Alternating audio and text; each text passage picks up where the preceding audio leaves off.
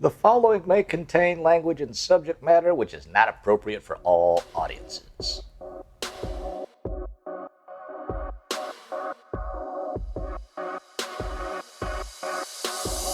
Hey, everybody. Thank you for joining us here once again on our podcast of Low Facts. I'm here with Matt. What's up? And I'm Dave. Dave! And what was I thinking about talking about today? Oh, yeah, stereotypes. I was wondering about, stereotypes and how they actually kind of cut both ways. Okay. People always talk about how negative stereotypes are bad. Which they are. But aren't positive stereotypes also bad? No. Why I not? like positive stereotypes. But if you don't measure up to the positive stereotype of your stereotypical group, I'm just assuming that I'm going to measure up in that context. I mean, everybody likes the positive stereotypes because they don't think that they think they measure up.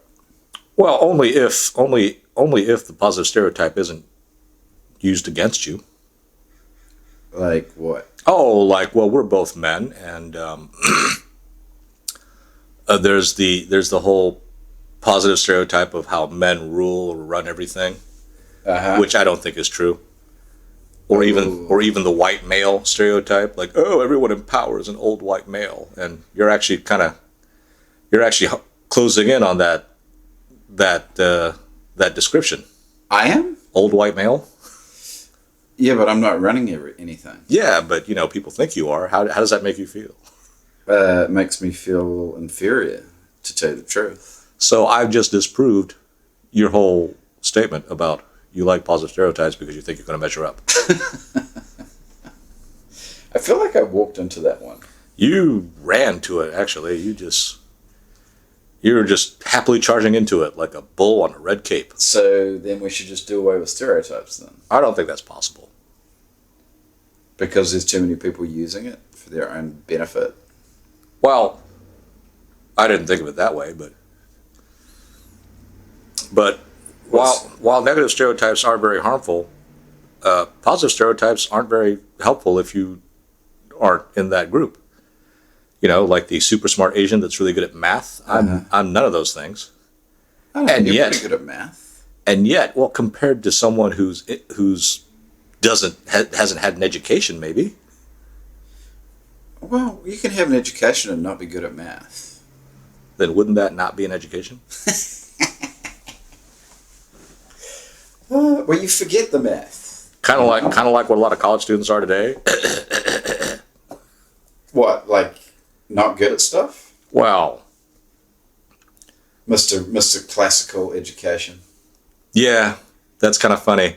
That reminds me of something that one of my advisors in college told me. Is like, wow, you've had like the traditional liberal arts education. There's books in the library that are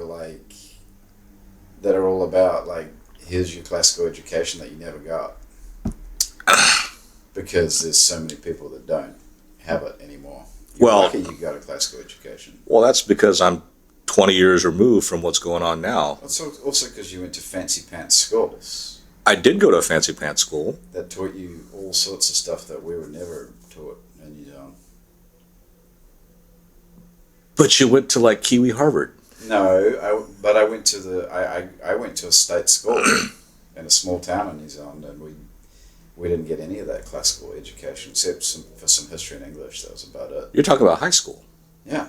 I went to a high school. Your high school had all. Oh, don't even pretend. For those of you that are wondering, Matt saw a picture of my old high school and he said Hogwarts. It looks like Hogwarts. It looks like Cambridge,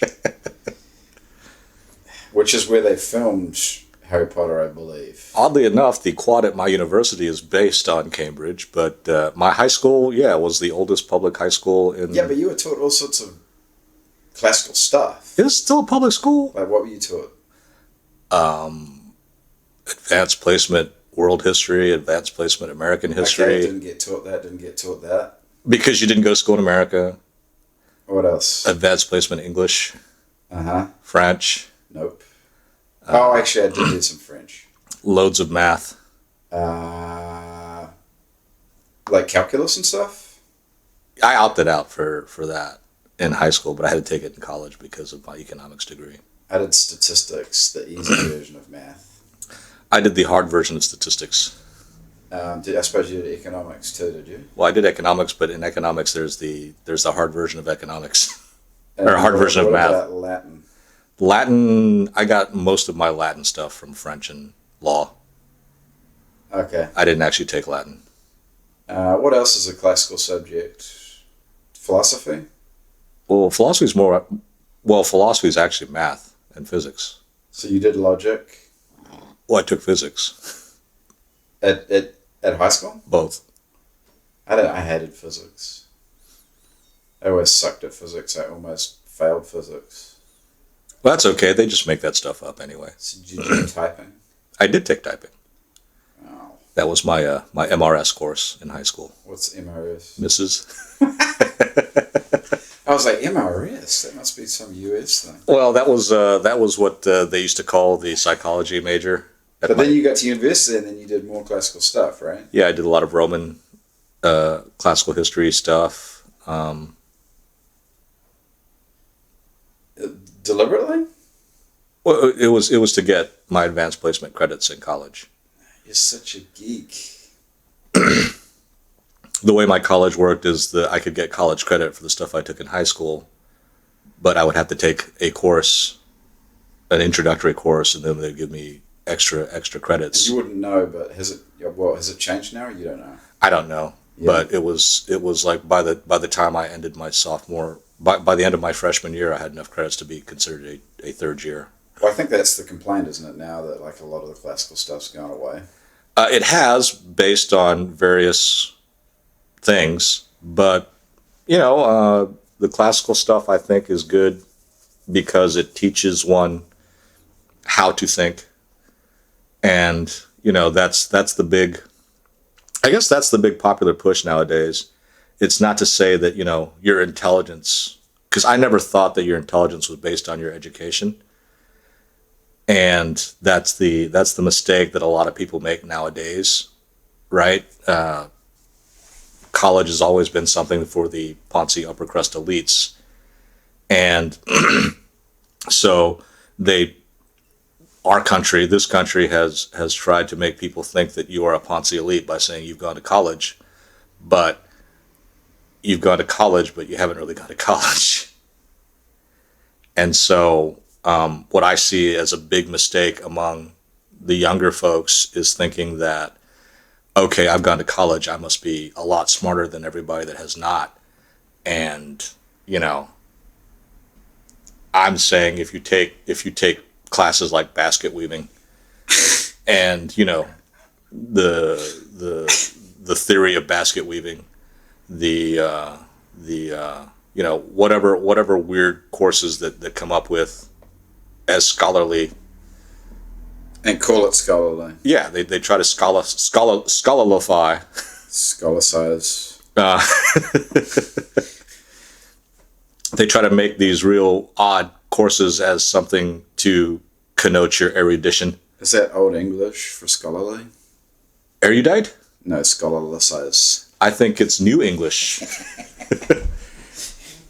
thought that might be Latin. It's country boy New English. Actually, I wonder what Latin for scholar is. It's like scholatus or something. Well, I know that erudite means scholarly. Is it a Latin word? I don't know the is it etymology or? I'm gonna have to look it up in my Old English dictionary. But people try to say that erudite means smart. No, erudite actually means scholarly. So there's that whole something that we've talked about podcasts ago about confusing, education for intelligence, and it's not. So you're of the school that you think school should be about teaching you to think. Yes. Pure and simple. Yes, because you do need some brain power to know how to think, but supposedly a lot of the people nowadays are saying that the two aren't necessarily intertwined. You know, you have to have your level of education and your ability to think is not really based on your raw brain power. These are all skills. Learning to think is a skill, and the more you do it, the better you are at it, very much like carpentry. The more, there are people that would be way better carpenters than I would because I'm just not particularly handy. Mm-hmm. I've got decent hand-eye coordination, but I don't have enough to be a professional maker. Well, professional athlete. Oh, right. Because if you look at it, people that are in athletics, that are really good athletes, Oh, they can do anything they want. they're really good at pretty much all sports.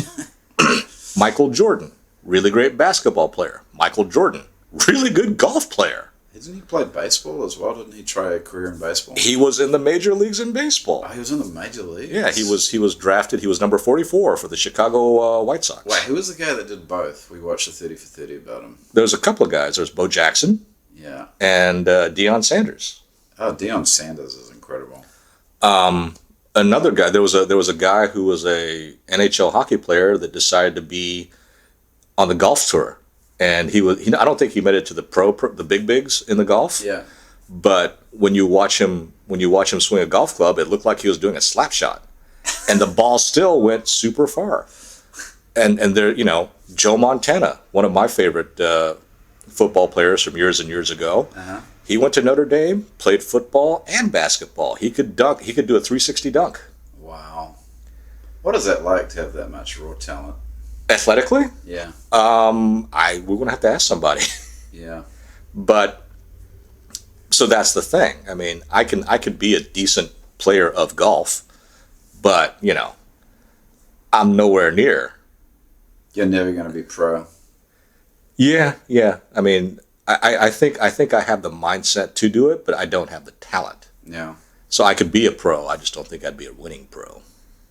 Yeah. And of course, at this point in my life, it's kind of pointless because I haven't picked up a golf club in over a decade. So. Oh, you need to pick up a golf club and see if you can still swing it. But anyway, we've gone actually overtime, and I forgot what we were talking about. But that's kind of funny. It was stereotypes. There you go.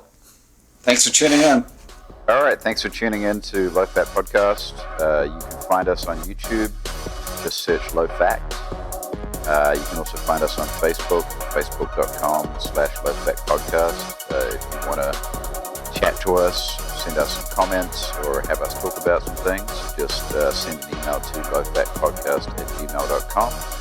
You can also follow us on our Twitter and Instagram pages at lowfatpodcast. And also check out Andy's pages where he mixes our beats, Twitter and Instagram @FantasyBeat. And you can also find his wicked ass shit on SoundCloud at Artificial Fantasy.